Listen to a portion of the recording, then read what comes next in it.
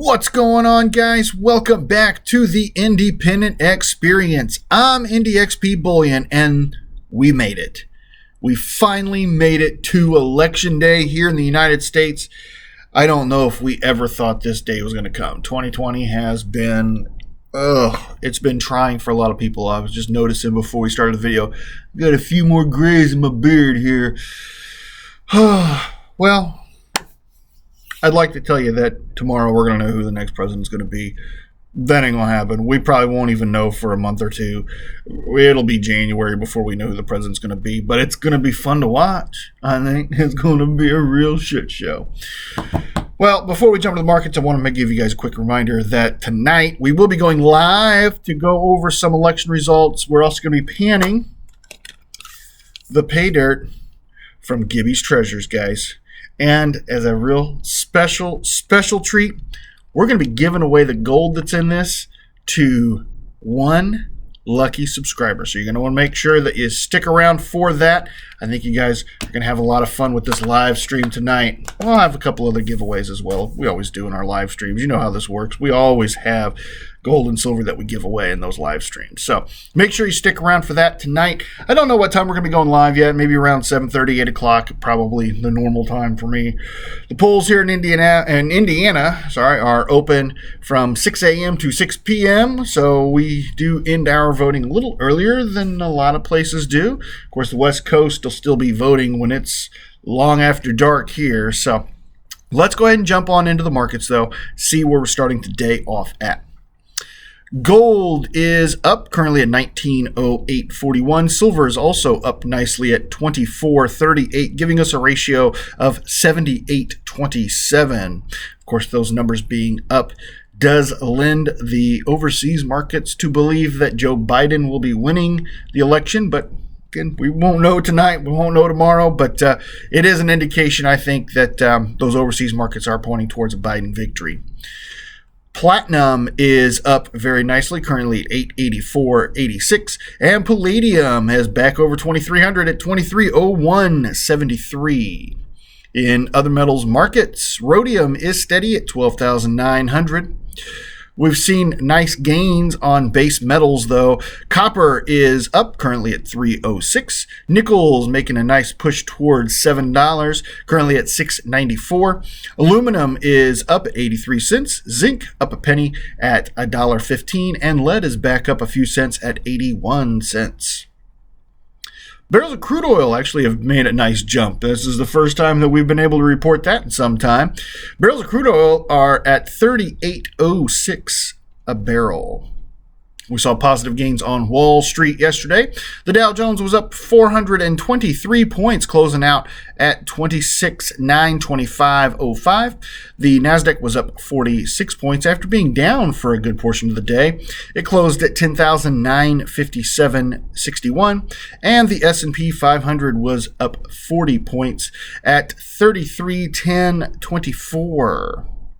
The U.S. dollar index is down significantly this morning. It's down almost half a point at 93.61.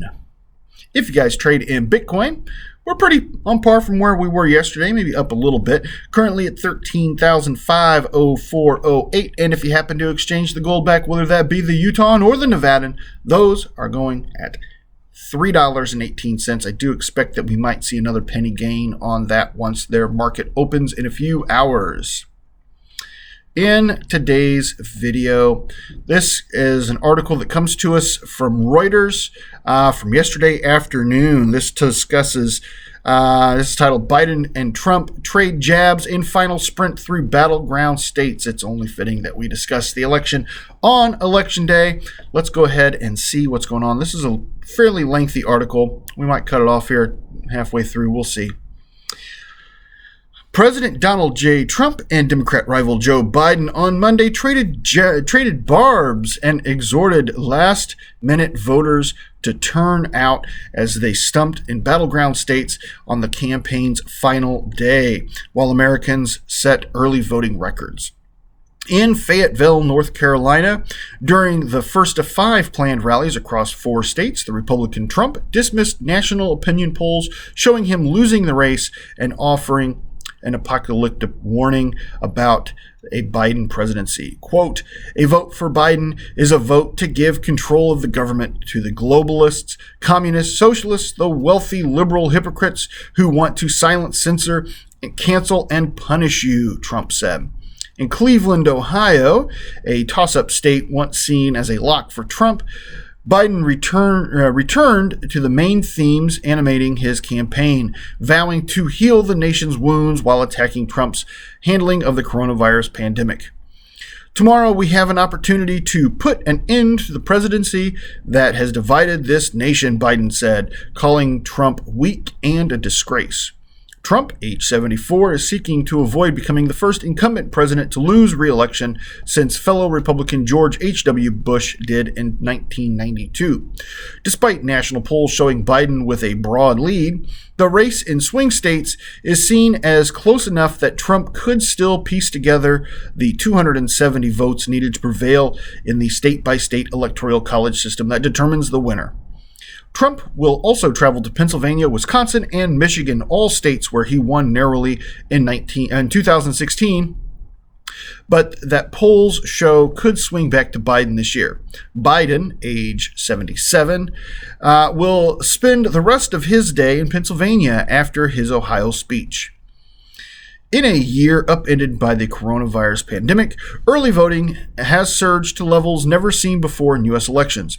A record-setting 96 million early votes were cast either in person or by mail, according to the U.S. Elections Project. The record-breaking number is equal to 70% of the entire voter turnout in the 2016 election and represents about 40% of all Americans who are legally eligible to vote. That unprecedented level of early voting includes 60 million mail-in ballots that could take days or weeks to be counted in some states, meaning a winner might not be declared in the hours after polls are closed on Tuesday night.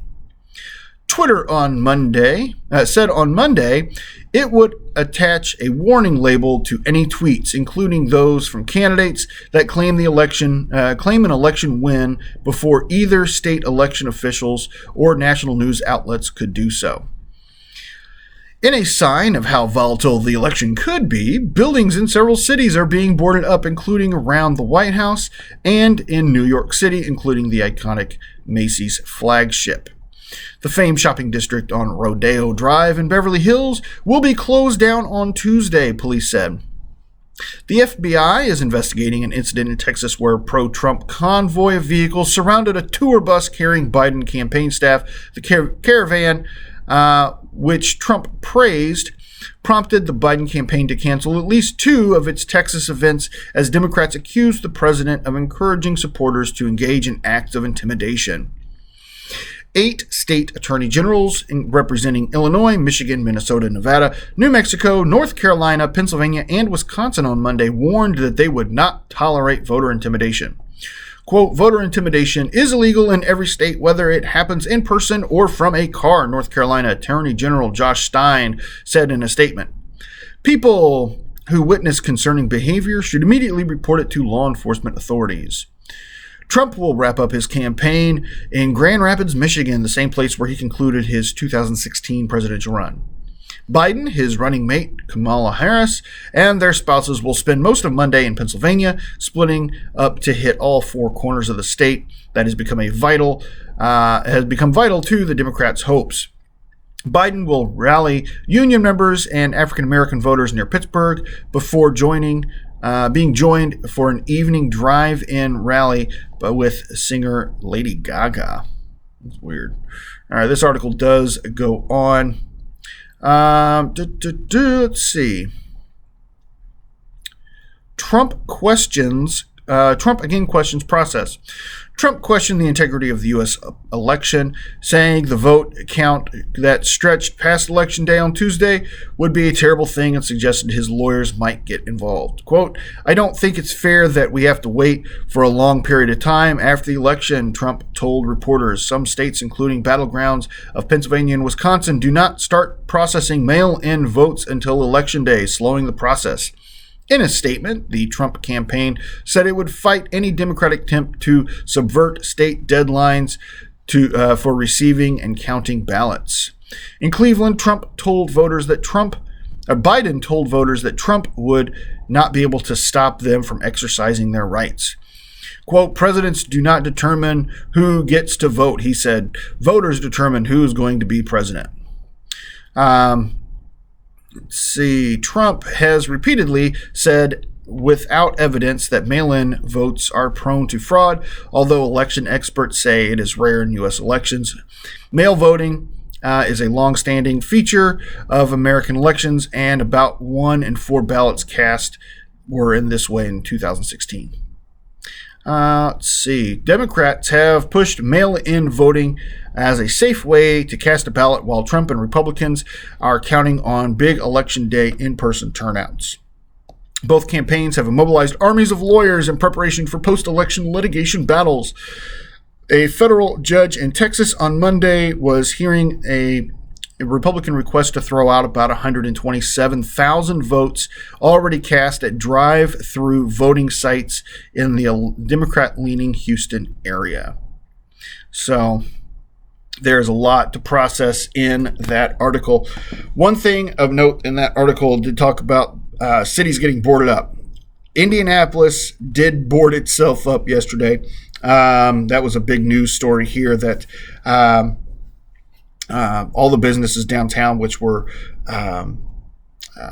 hit with the rioting back in June and July, are once again boarded up. And my question to them is, are you going to keep these things boarded up for the next couple months? Because that's how long this election is going to take to figure out. So I really hope that there isn't the rioting, but unfortunately, I think if there is a Trump victory, that these cities are going to have a freaking meltdown. And it is unfortunate, and I'm glad that I'm moving out of Indianapolis here in a little bit. In a few months, I'll be moving out into the country and eat me a lot of peaches. So you know how it goes, guys. Let me know what's going on in your neck of the woods. Are business taking steps to prevent rioting, or to not prevent, I guess. If they're going to get in, they're going to get in. But are businesses boarding up? Are they preparing for the worst? Be anxious to hear what you guys have to say, what's going on where you guys live. All right. This was a long video, guys. I apologize. But I do appreciate every single one of you that stuck around to the end. Make sure that you do your democratic duty if you haven't already, and get out there and vote. I would like to say one last thing. If, for whatever reason, your candidate doesn't win in the coming weeks and months, or your candidate does win, don't gloat. Don't be an asshole about it, okay? We're all going to be Americans after this is all done. And